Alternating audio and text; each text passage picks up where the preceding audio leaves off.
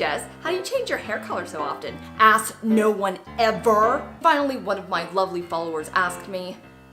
Just kidding, that's my friend Colin. I asked him to comment it so that I could actually make this video. Thank you, Colin, you're wonderful. When I was planning for the show This Is Jess Paul, one really small, stupid detail that I wanted to include is to really change up my look almost every single week. And the easiest way to do that is hair color. So I grabbed back into my memory, back into the early 2000s when everybody was dyeing their hair with food coloring. Yeah, I don't spend a whole ton of money at Sally's Beauty getting some semi-demi permanent hair colors because that does not let me change my color every 2 days. And today I'm gonna give you a little insight on how to do that if you want to change your hair color every couple of days or you want something that's very temporary. For me, I'm an actor. A lot of you guys know that. When I need to go in for an audition, a lot of my old headshots have my semi-permanent color from my other projects when I was younger. One thing that I always thought was hilarious is that when I originally made it into my Pittsburgh agency, I think I counted at least 4 times I auditioned or got the role as a bartender. I don't even really drink, but because of the color in my hair, I was being marketed as the alternative kid in the agency, which is hilarious to me. So even when I went blonde again and my agent really wanted me to come in with colored hair, all I would have to do is, well, what exactly I'm gonna show you. So when I was at home in Pittsburgh, I would pick up literally the same really cheap, really obvious, really standard food coloring that was at our local grocery store. I'll show a picture right here because I can't even remember the name. We literally were buying it all of my life for like cookie icing and stuff. And when I moved to California, my local grocery store here had a more sophisticated catalog of colors. This is Wilton Gel Food Colors. This stuff is liquid, but a little bit thicker than what I used to use before. But this does give me a variety of colors that I can mix and play with. Today I used this, and this guy. And the way that this super temporary color works is that basically this coloring, this dye, is just sitting on the superficial surface of your hair. But once you get in the shower, this color comes out. Except for these pinks, might I add. If you've seen the last couple episodes of my show, I've had blonde hair with pink in it, and that's only because I think I've washed it 5 times since I've dyed my hair with this pink. And it's not coming out. I don't really know what to do, but I'm going to show you here a little tutorial today, just kind of a speed painting, literally a speed painting of my hair as I transitioned into this glorious ombre. I love doing kind of like the ends, the ombre, and I can match my clothes to my hair. I did get this idea from this dress. I'm not sure if I'm brave enough to actually wear this dress out tonight with the same color hair.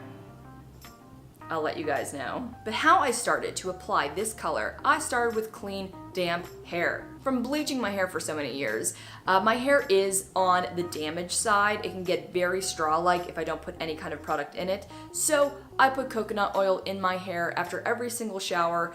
I just get a little bit, it's almost like you moisturize your hands with the coconut oil and then you put that through your hair. Putting too much into your hair makes it look incredibly oily, but a little bit really makes it soft and manageable. As you see, I'm blow drying it a little bit, but for the most part, it's pretty damp. It has a lot of water in it. When you want a very bold, dark color from these food colorings, then you can apply it dry.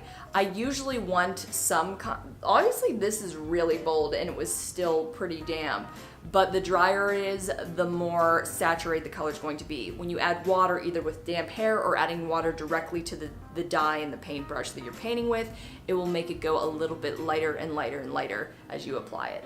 So I tried to block out the colors, and then I took some of the transitionary colors, like I took a little bit of yellow, I took some of the blue, and I was using water to blend them together to create more of an ombre than these static stripes of color. And even with this color in my hair, it doesn't seem to make it transfer at all. Is that new?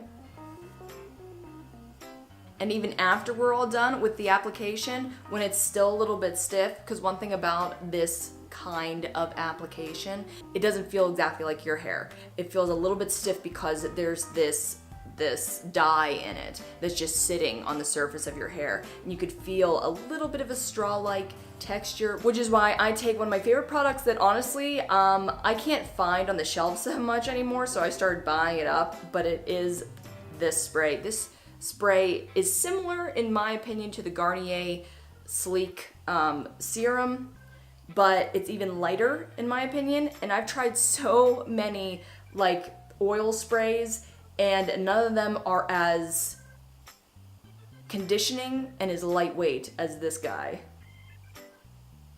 Maybe I'll put a link below if I can actually find it, but you definitely should try this. And when I put this in my hair, even after the color, it still doesn't let it transfer. It's pretty good. And if you're looking for a similar product where you don't want to buy food coloring, which I don't really know why, or you don't want to go through this process, the next closest thing I found to food coloring is this Colorista spray by L'Oreal One Day Color. But this is a very different application.